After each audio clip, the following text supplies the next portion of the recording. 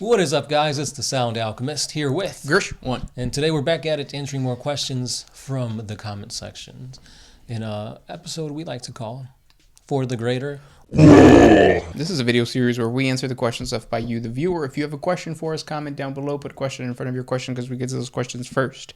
That is what Timothy Armstrong did. He asks, what are the ranks inside of a Space Marine chapter? I've heard of the chapter master, the librarian, but is that all? Oh, there's more. Many, many more. So let's talk about the easiest one, which is a Codex compliant chapter. Mm-hmm. It's broken up into 10 companies with a... What is the main command company called? Or like the command structure? It's... I think it's just called command structure. We'll go with that for now. So your first company is going to have a captain, the leader of the entire company. And that is going to be your veteran company, for the most part. Mm-hmm. Yeah, we're saying Codex compliant, right? Right. Then you have your second one, and then that one is going to be... now I got to pull the book. Yeah, I could picture the table on the Codex. But either way, like, as far as rank, it's always like, in every company, it's going to be captain of the company, followed by the ones underneath him, which are leaders to the unit, which is, what is it? Is this still a captain? A sergeant, maybe.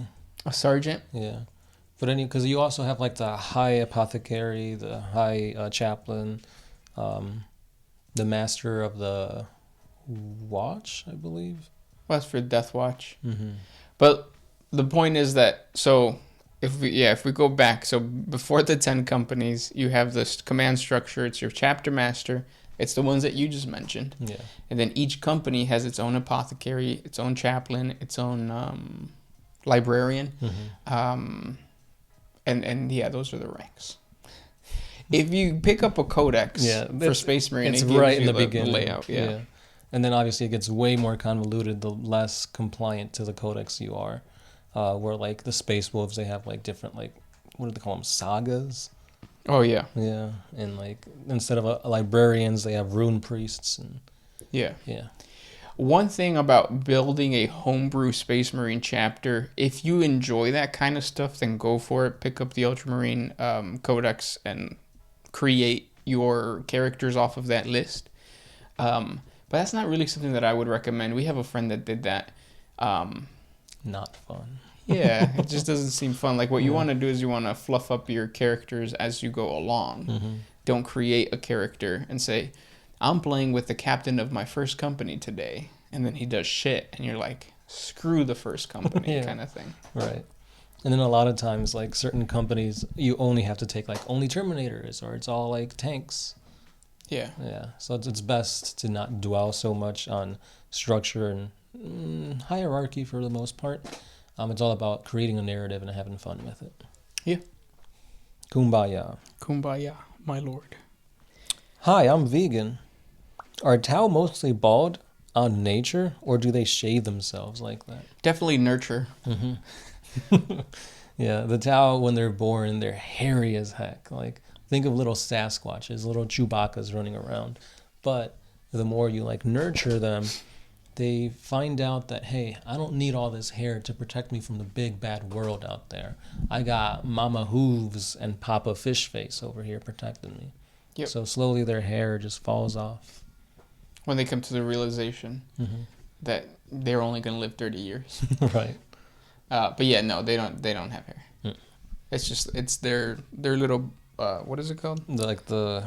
Scalp? Yeah. But it's not even a full head of hair like we humans have. Unless you look inside their slit, there's hair in there. Gross. Oh. That's really gross. It's really nasty. This question comes from Nikoe. Oh, that's my stomach. Out of all the retcons that happened over the years, which one do you guys dislike the most? That's a good question. I don't like the fact that Sanguinius is alive. Yeah, or in stasis. Yeah.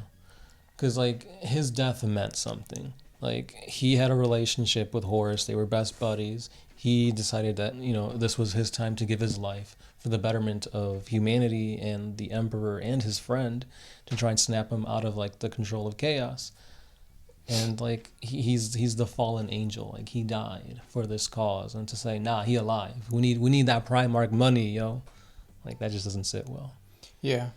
But on the other side of it, it'd be really cool to have a freaking Sanguinius model on 40K. An angel Primarch. Mm-hmm. For me, the retcon that I don't... It's not really even a retcon. It's just like a theory that was busted. The Sensei? No. Because that really didn't make any sense. So for all those that don't know, there were these things called Sensei, which were just the children of the Emperor, because he went around screwing women and having children, and these children are blanks. And the theory was that the Inquisitor could take those Sensei, those children of the Emperor, sacrifice them, and resurrect the Emperor. Mm-hmm. But that went away. Because that story is kind of goofy. It's kind of out there. Mm-hmm. No, for me, what I was going to say is the Exorcist chapter being a successor chapter of the Imperial Fists. Yeah. I wanted him to be in a Grey Knight's successor chapter. Well, the name like the Exorcist, like come on. And they're blanks. Right. All right. Wait. No, yeah. they know some psychic stuff, don't they? Yeah. But yeah. Oh, this one's by Jim Davidson. The popularity of 40K has been growing. Do you think that GW should expedite the story to capitalize on it, or continue the trajectory that they're on? Continue the trajectory. The reason that 40K is so badass, in my opinion, so this might be flawed, Biased. but yeah, biased. It's moldable. Like it's a world that you can mold because there's not that much detail. The more detail you throw out there, the more you have people going like, well, technically Jedi, things like that. Right, definitely. 40K is made on like the whole thing with like the Exorcist. That's a perfect example. They gave us too much and it took away from like the what if scenarios. If they decide to give us the backstory and the like overall lore for the missing Primarchs, that's gonna hurt. Because you have all these awesome, like, what if homebrews of, like, awesome, stories for these what if scenarios, and now they're gone. Meaningless. If anything, with these animated series, what they should do is, because the popularity is growing, they should focus more on selling that IP, but that the story should showcase how diverse it can be. So actually have the possibility of I was gonna say female Space Marines, but no, like not female Space Marines, but like some type of theory that could work, like a chapter falling to 2 Chaos Gods, something that you don't really see in the books, right? Or have like an Inquisitor say, "Oh, I'm a Sensei," like kind of bring back that thing, but then you find out that he was just BSing and he was just using that to gain power. Right? Yeah. So things like that. We'll see if GW does it, though. Yeah, I'm really excited for these series. Sauced Up Tony. How smart were Quark? Also, do you think that Gaz will become one? So, Quark are not another species. The Quark are just like what the orcs used to call themselves. They were dominated by the Blood Axe gang. Clan, sorry. Blood Axe clan. And yeah, they're just militaristic orcs. Yeah, so there's no way that Gaskell can become one of these when he already was it to begin with. Yeah, even though he's a Goth. The Gulf of Mexico. This question comes from NewfieMan709. Will you guys ever do a live stream? Yeah, eventually. The problem right now is that I don't know what camera to use, and I could just stop and like figure it out, but then I don't know. It's just work on work. Lord Irish. If a Primarch was infected with the Obliterator virus, how powerful do you think they would become? About a 7. Yeah.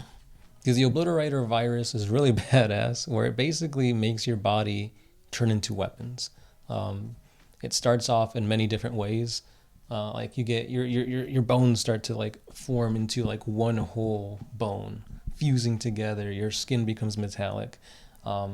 Your hands become blades, and then your thoughts manifest with your appendages, where it's like, oh no, I really need a flamethrower. So it's really badass. Yeah. But overall, it kind of encompasses and like overtakes you. But that little in-between period, you're almost unstoppable.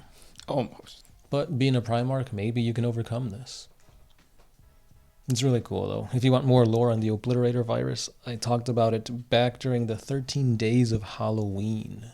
So check out that playlist. Next question comes from Joe Davidson. Do you think we will ever get to see what happened to the Kroot after years of fighting and eating other Xeno races? Yeah, you could already see it now. Like if they eat a bunch of orcs, they just get more muscular. If they eat a bunch of Eldar, then they get kind of like leaner and faster. Right. It's in the lore. Also, there's a lot of fan interpretations of what they would look like if they ate like Tyranids and stuff like that. So yeah, that one they would just devolve. Yeah, but they'll devolve into some badass things. Don Luigi, if you could ride shotgun on any vehicle or mech-like vehicle in 40K, which would you ride and who would you ride with? A Titan. And I mean, obviously, I would ride with like Belisarius' Call. I could just imagine you sitting on like the Titan's shoulder, kind of like Drake on his album cover. I remember him sitting on. He was just like sitting off the edge of like a building or something. I think I'd be riding in the back seat. Well, is it really the back seat? I'd be riding shotgun with WAAAGH on his bike of the apocalypse. You'd be on fire. Yeah, but just the revving of it, and like I don't even know if I could like grab around WAAAGH. Yeah. I thought you'd get like a little side cart.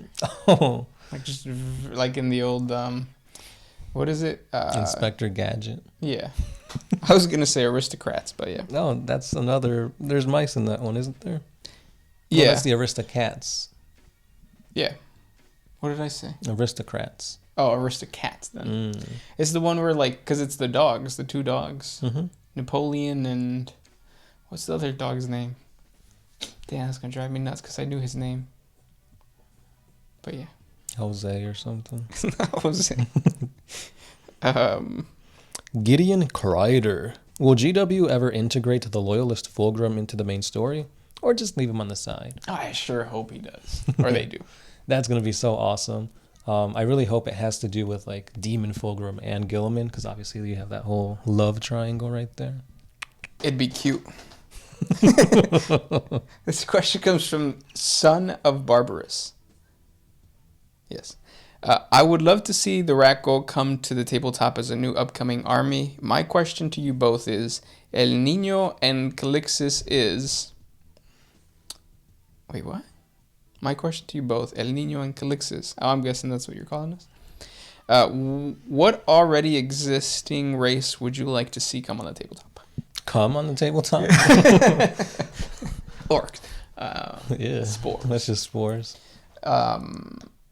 That's a good question. Let me think. Unfortunately, we don't have a Dark Mechanicus. And I think a Dark Mechanicus sanctioned by GW would be an awesome faction. Yeah. Even though that is like two existing factions that already exist made into one that doesn't exist. Right. I would go with like the Hrud or something like that. Just something really far out there that like just to see what type of units they could come up with would be really interesting. What's cool about that is that they manipulate time, and we've actually talked about this in previous Greater Walls, how like you can throw in a time manipulation factor within 40K. Maybe it works similar to like Age of Sigmar, where you could have like 2 turns in a row, but then you don't go for 2 turns or something. Yeah. Because you can't just make it like, oh, I get 3 turns of shooting. That's not like fair. Yeah, unless you like create an elite army for the Hrud, because you know obviously they're going to be brand new. So yeah. The big one. Could Kim Kardashian survive in the 40K universe, since she could use her massive booty as a shield to absorb all kinds of punishment? Yeah, but she would have to be on her knees. True. I mean, if she was able to break the internet, maybe she can break the warp. I mean, she has become a billionaire now. That's true. And she divorced Kanye. Hey. Why'd you have to remind me? This question comes from Nico Tugas.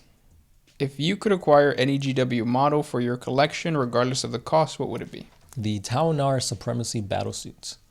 Which was that one? The Forge World, like, huge mecha thing. Oh, okay. Super expensive, like, in terms of points. Like, I think it's, like, around, like, 1,500. So, like, there's no way you can beat a whole army with just one model. It's like, why even have that? It'd be so ridiculously expensive. Yeah. But it looks cool. It does, yeah. And you could change or swap out the arms, right? Yeah, give it, like, missiles or railguns or other things. Yeah. I don't think I have one. I don't think, like, there's one where it's like, oh, I gotta have it. Like, would be nice. Well, you know what? Maybe it would be nice to have a Primarch from Forge Worlds. Mm-hmm.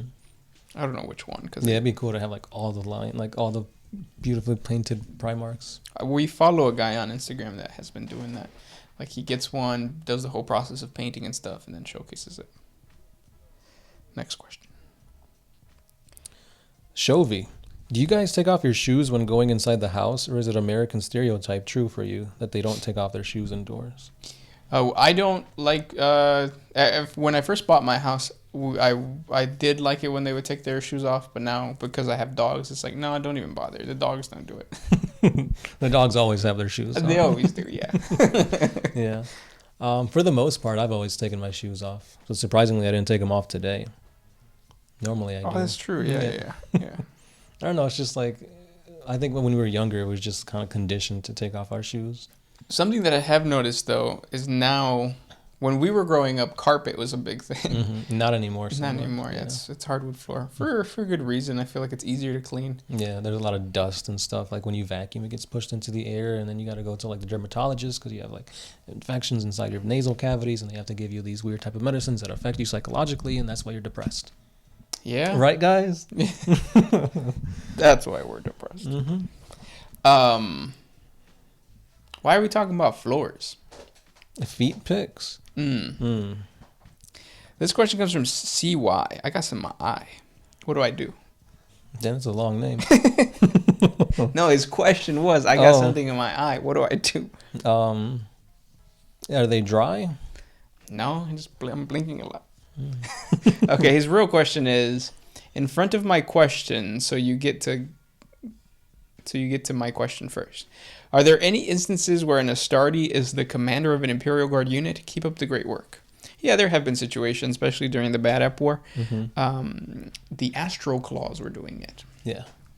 And not just that, every now and then you'll read like fan fictions where you have like a Space Marine having to lead for one reason or another. So yeah, the reason that like you also wouldn't see that is because you got to remember most Space Marines don't like humans. It's like sending a 5-year-old to go play 40K. Like let's say you guys were playing teams, and would you rather have somebody who is the same intelligence as you or a 5-year-old? Obviously, not the 5-year-old. Right, because at that point it's like you're just telling the 5-year-old what to do, and it's just like more work for you than it is the other team. Yeah, and it's not fun no more. Because now you're seeing the 5-year-old die on the battlefield. This next question comes from Isaac Langdon. What are the orcs' options for the old ones? If an old one returned, what would the orcs do? They'd probably just fight him. Yeah. And yeah. Might makes right. Yep. And those were the questions for today. If you guys have more questions for us, comment down below. Thank you guys so much for listening, and we'll talk to you tomorrow. This has been the Sound Alchemist. Gershwin. And we are out.